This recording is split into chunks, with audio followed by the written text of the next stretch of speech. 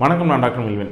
இன்றைக்கி நிறைய பேர் அவதிப்படுற ஒரு பெரிய ஒரு நோய், மக்கள் மனசிலே இது கண்டிப்பாக வந்து தான் தீரும், இதுக்கு தீர்வே இல்லை அப்படின்னு நினைக்கிற ஒரு வியாதி அப்படின்னு பார்த்தோன்னா மூட்டு வலி தான்.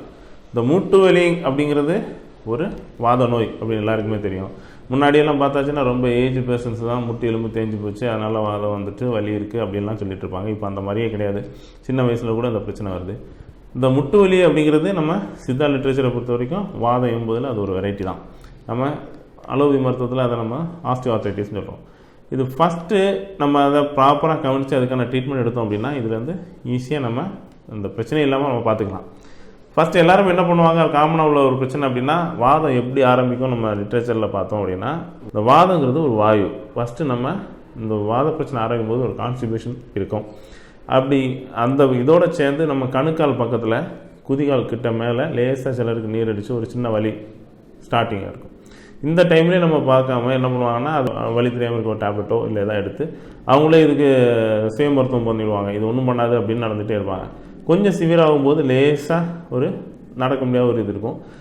இந்த டைமில் தான் நமக்கு முட்டில் லேசான அந்த ஃப்ளூயிடில் இன்ஃப்ளமேஷன் இருக்கும். ஃபஸ்ட்டு ஸ்டார்டிங்கில் முட்டில் தெரியாது, இந்த கால் பாதத்துக்கிட்ட தான் வரும், நம்ம குதிகால் கிட்ட.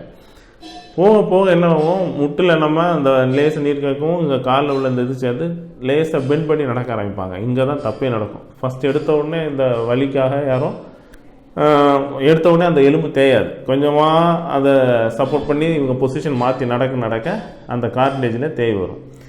இந்த தேய்வு கொஞ்ச நாள் போகும்போது வலி, அதுக்கும் அவங்க வந்து மெடிசன் எடுக்கும்போது சரியாக ஒரு 4 மணி நேரம் 5 மணி நேரம் பார்ப்பாங்க. சிலருக்கு டேப்லெட் விட்டால் வலி இல்லை, டேப்லெட் விட்டாச்சுன்னா வலிக்குது, இந்த மாதிரியே சொல்லிட்டு இருப்பாங்க. இந்த ஸ்டேஜ் இந்த டைமில் அந்த வலி வர டைம்லேயே நம்ம ப்ராப்பராக ஒரு சித்த மருத்துவர் அணுகி அதுக்கான ட்ரீட்மெண்ட் எடுத்தோம் அப்படின்னா அந்த பிரச்சனை கண்டிப்பாக ப்ரொலாங் ஆகாது. இவங்க என்ன பண்ணுவாங்கன்னா, பொசிஷன்லாம் மாற்றி நடந்து அதை ஃபுல்லாக தேய்ச்சி இந்த கால் ப்ராக்கெட் மாதிரி பெண்ட் பண்ணி அவ்வளோ சிவியர் கண்டிஷனில் தான் இனி ஏதாவது ஆயில் எதாவது போடுவோமா, அப்படி போட்டு சரி பண்ணிடுவோமா, ஆயில் மட்டும் போட்டு அப்படியே வைக்கலாமா இருக்குது. சிலர் இதில் வெக்ஸ் ஆகி நமக்கு இதுதான் கதி வந்து தேய்ச்சி போகணும், அது இல்லைனா நீ ரீப்ளேஸ் பண்ணணும் நினைப்பாங்க.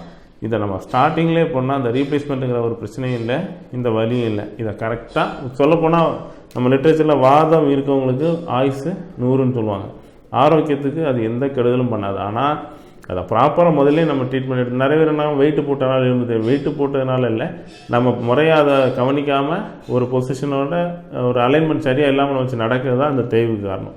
அதனால் எல்லாருமே அதை இனிஷியலாக வரும்போது அதை என்னென்னு பார்த்து அதுக்கான ட்ரீட்மெண்ட்டை நம்ம கேஸ் ட்ரபிள் இருக்கக்கூடாது, மலச்சிக்கல் இருக்கக்கூடாது, இதெல்லாம் கரெக்டாக பார்த்து புளிப்பு அதிகமாக உள்ள இதெல்லாம் நம்ம கொஞ்சம் பதார்த்தத்தை குறைச்சி கவனமாக இருந்தனாலே இந்த பிரச்சனை இருந்து நம்ம வராமல் தடுக்கலாம். வந்தது அப்படின்னா முதல்ல எவ்வளோத்துக்கு நம்ம சீக்கிரம் பார்க்குமோ அவ்வளோத்து நல்லது. சில நினைப்பாங்க, நீங்கள் முதல்ல எவ்வளோ பிராக்கெட் மாதிரி தெரிஞ்சு எங்களுக்கு டாக்டர் மருந்து மட்டும் கொடுங்க, நாங்கள் அதுலேயே சரியாயிருமா அப்படி.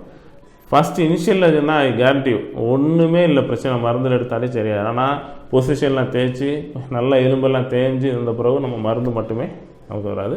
சித்த மருத்துவத்தில் எக்கச்சக்கமான வெளிப்புற மருத்துவ முறைகள் இருக்குது. அதை வச்சு ப்ராப்பராக நம்ம கட்டுதல், இந்த மாதிரி இந்த மசாஜ், வர்மா, தொக்கணம் இதெல்லாம் பண்ணும்போது கண்டிப்பாக நம்ம பழைய இந்த முன்னாடி தேவைக்கு முன்னாடி எந்த மாதிரி ஒரு நிலைமை தான் அதுக்கு கொண்டு வந்துடலாம். ஆனால் அதுக்கு பேஷண்ட்டோட பொறுமையும் ஒத்துழைப்பும் ரொம்ப அவசியம். நன்றி, வணக்கம்.